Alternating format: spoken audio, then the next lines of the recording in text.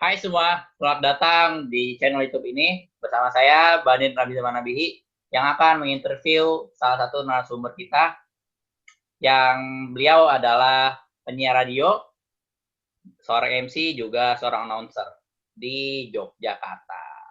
Langsung aja kita sambut ini dia, Goris Arkan Masena. Hai, Mas Goris, Kak Goris. Oke, selamat datang Ya, di halo, Bani. interview perdana kita. Kenalin, nama aku Banin. Oke, Ya. salam kenal. Baiklah. Iya, jadi aku mau nanya dulu nih, cara-caranya biar bisa jadi penyiar tuh gimana gitu, awal mulanya. Boleh ceritain? Oke, awal mula jadi penyiar itu aku ikut namanya UKM di kampus. UKM di kampusku Oke. namanya MMPC Radio.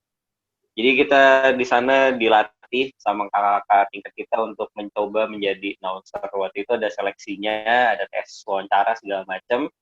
Terus begitu udah oke, langsung lolos siaran. Dan itu radio komunitas, jadi itu belum ada iklan di radionya. Dan Oke. pendengarnya cuma sekitaran kampus gitu. Jadi awalnya dari radio kampus Awalnya dari radio kampus aja ya, itu. berarti belum saat dulu itu belum kayak radio swasta gitu ya, masih radio kampus itu maksudnya, bukan radio umum gitu. Oke. Terus Ya. uh, bisa ke radio umum tuh gimana tuh Mas caranya? Perjalanannya tuh.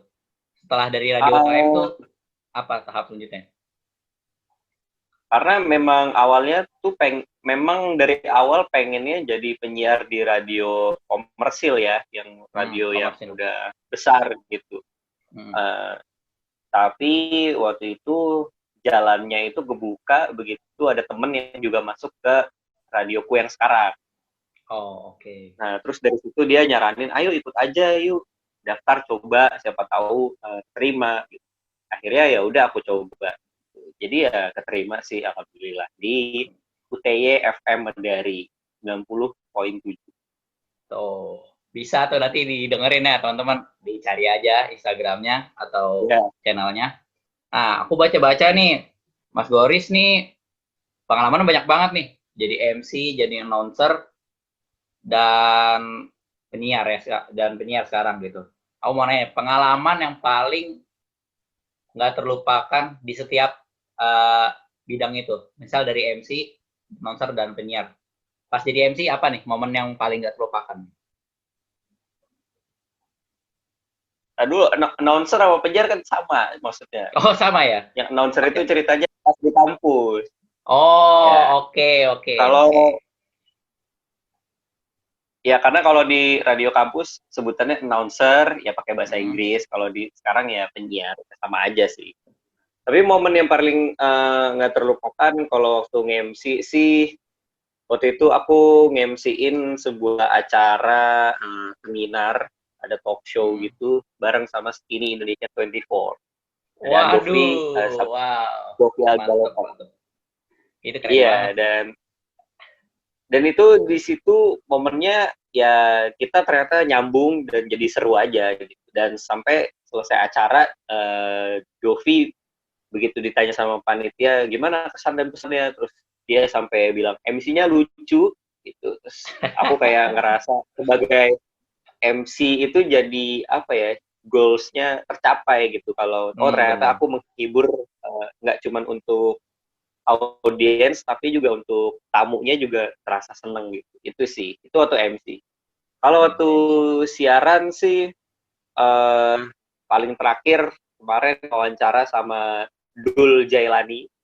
Wah, Dul anaknya Jailani Ahmad Dhani tuh. anaknya, iya betul, kakaknya L, kakaknya Al juga. Oh kebalik ya, Al L dulu ya. Oh ya. Udah balik. Iya.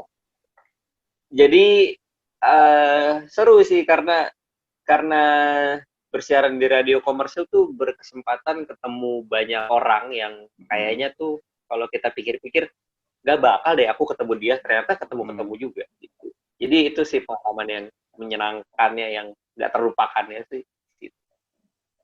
Oke, berarti itu jadi penyiar itu menjadi salah satu jalan untuk kita ketemu orang-orang yang nggak pernah kita bayangin gitu, orang-orang baru yang hebat gitu.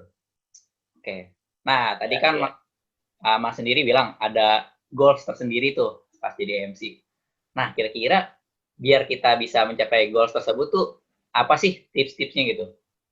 Dari segi kitanya, penampilannya seperti apa gitu. Kalau MC yang terpenting adalah bisa berbaur dengan suasana yang ada ya. Jadi kadang kan MC kebagi dua tuh, formal dan non formal. Tapi terkadang tergantung acaranya, kalau lagi ada rasa kayaknya nih penonton butuh dikasih hiburan atau penonton kayaknya butuh ketawa sedikit, ya udah kita harus bisa ngebawa ketawa itu, kita harus bisa ngasih setidaknya senyum buat mereka gitu. Atau ketika acaranya itu butuh hal yang formal, butuh tanggapan serius dari kita, ya kita harus bisa. Jadi menurut aku jadi MC itu harus adaptif banget, harus bener-bener bisa lihat di lapangan tuh ada siapa, kita harus kenal audiensnya. Kenal nih dalam artian, oh kita tahu nih kelihatan audiensnya bapak-bapak usianya ya, terus atau usianya masih muda seumuran mahasiswa, ya kita sesuaikan dengan jokesnya, lelucon yang kita bawain tuh sesuaikan. Jangan jokes yang muda-muda dikasih ke bapak-bapak, pasti juga mereka bingung MC-nya nggak nyambung gitu. Terus juga betul, MC itu harus bisa bener-bener ngebawa acaranya, harus punya insting atau paling enggak bisa koordinasi sama panitia, enaknya acara ini bakal diapain lagi nih habis ini. Kalau sesuai sama rundown kok kayaknya masih kurang oke ya,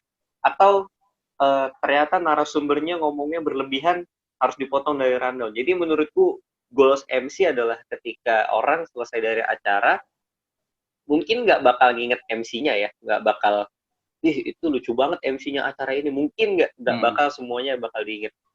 Tapi setidaknya goals-nya selesai dari acara mereka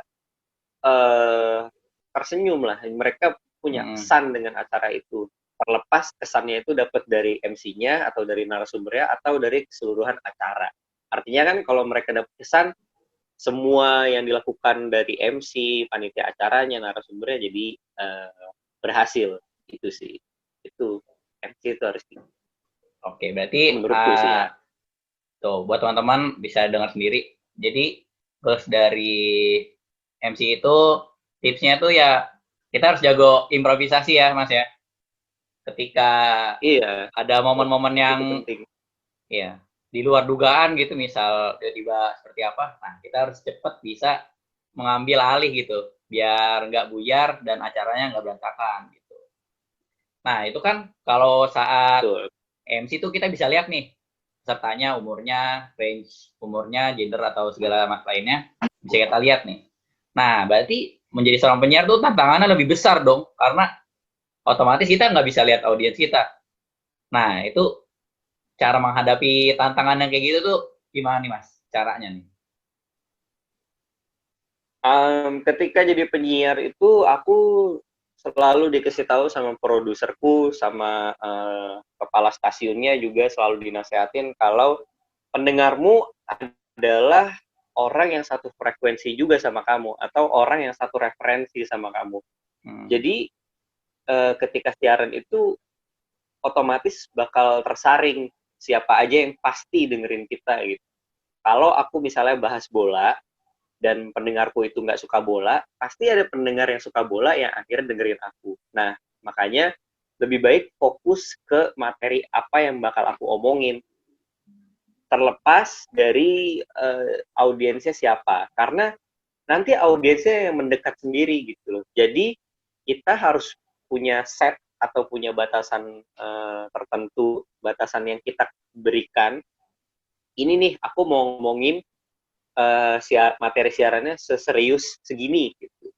Atau aku mau bercanda-candanya ya santai aja segini. Jadi ketika kita udah punya set itu, nanti audiensnya atau pendengarnya bakal kepilih sendiri, walaupun nggak ada orang yang gitu di depannya. Tapi paling simpelnya lagi adalah anggap aja omongnya lagi sama teman seumuran gitu. Jadi jangan ngincer kelas atasnya atau kelas bawahnya, kelas usia ya, minimal dari usia nih ya, Iya. gitu. Jadi jangan kecuali radio kamu memang radio anak, ini kan nggak nyambung Ah, dia omongin iya. Neymar sama Mbappe.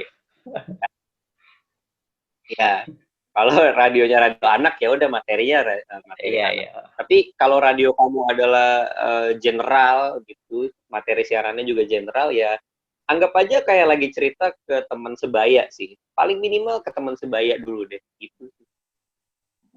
Oke. Berarti kalau di radio itu lebih baik kita menentukan karakter kita sendiri ya, daripada kitanya malah nggak punya karakter gitu. Kita ikutin, kayaknya lebih banyak dengerin ini, kita materi ini. Tapi kalau kayak gitu justru malah nggak ada yang terpikat. Ya betul kan? Jadi seperti itu tuh teman-teman. Ya. Di radio Sejurusan. itu ada yang namanya air personality. Oke, apa itu? Bisa dijelasin tuh? Air personality itu singkatnya ya ciri khas sih. Intinya bagaimana suara kita atau kita didengar di udara itu gimana. Misalnya aku lagi siaran terus Banin dengerin dalam waktu 10-15 detik baru denger tuh langsung, oh ini si Goris yang siaran. Walaupun suara aku mirip-mirip sama suaranya siapa, tapi jenis jokes-nya atau intonasinya itu jelas banget, ini mah Goris bukan yang lain. Itu namanya air personality di radio. Jadi kembangin air personality, nanti audiensnya yang datang sendiri. Oke, itu dia cara membentuk suatu ciri khas dari suara kita, yaitu tadi yang dibilang oleh narasumber kita. Jadi teman-teman yang sejurusan, ya aku lupa nih kenalin, aku jurusannya komunikasi nih Mas, gitu. Jadi aku pengen ngasih tahu ke teman-teman yang sejurusan untuk bisa mencari referensi tuh ke para penyiar gitu, yang udah berpengalaman. Jadi kita tuh punya gambaran ke depannya bagaimana kita menjalani kehidupan kita di kampus, juga prospek kerja kita di luar kampus, seperti itu. Oke, ya itu aja mungkin yang bisa aku tanyain, karena itu penting banget buat kita-kita para mahasiswa baru gitu. Melihat dunia kampus dan dunia prospek nanti itu kan masih blur ya, masih kaget, kadang kok gini ya. Dan itu semua nggak semudah yang kita pikirin, teman-teman. Kayak bikin podcast aja kalian pasti masih bingung gitu, cara ngomongnya. Oh, aku mau nanya satu nih, Mas. Cara mengatur intonasi itu gimana? Itu aku paling susah tuh di situ. Mengatur intonasi biar enak didengar gitu. Gimana tuh, Mas, caranya? Mengatur intonasi paling simple, atau gini deh, aku contohin dulu intonasi-intonasi yang salah ya. Bukan salah sih, tapi banyak yang digunakan di mana-mana. Kurang sih enggak juga, tapi terlalu sering digunakan di banyak tempat gitu, yang sampai bikin kita dengernya kayak kok gitu lagi sih nadanya. Kayak contoh misalnya baca baca beritanya nadanya mirip-mirip gitu. Sebuah kejadian di Yogyakarta yang akhirnya membuat kita terlena gitu. Jadi ada naik turun naik lagi gitu, itu tuh terlalu basic, terlalu ya standar, mirip-mirip. Tapi kalau mau ngelatih intonasi bisa dimulai dengan ya dari kita ngobrol sehari-hari, kita biasakan poin mana yang mau kita tekenin, itu yang kita kasih power lebih. Kayak misalnya sesederhana kalimat aku mau minum. Kalau ngomongnya aku mau minum, berarti kan itu dia bingung. Aku lama mau minum. Aku mau minum gitu. Itu artinya dia menjawab dulu, terus baru apa yang kamu mau minum gitu. Atau aku mau minum, itu tegas.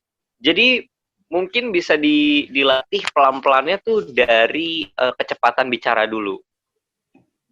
Semakin lambat, biasanya itu bagian itu yang ditekenin. Atau sebaliknya, semakin cepat mungkin satu kalimat itu yang ditekankan.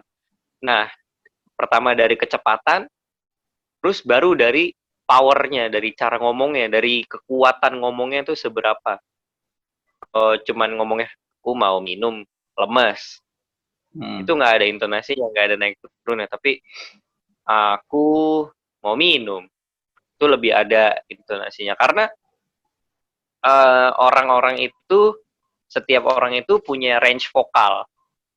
Jadi panjang ya, tapi memang gitu. Karena dari intonasi pasti gesernya ke range vokal gitu. Nanti lama-lama ketemu. Range vokal itu ada up, ada middle, ada low gitu. Nah, kita harus kenalin dulu range vokal kita seberapa. Suara kita di orang tuh apakah cempreng, berarti up, atau biasa aja, middle, atau biasa aja gitu, low. Biasa aja gitu. Kayak gitu ya. Mama pulang yuk gitu kan. Exhaust. Itu mah exhaust dong. Ya. Nah, itu intonasi adalah ketika kita bisa mainin mana yang harus pakai up, mana yang middle, mana yang low. Gitu. Itu sih. Waktu yang cara gampang. Kadang-kadang aku sering denger podcast-podcast yang baru mulai podcast gitu.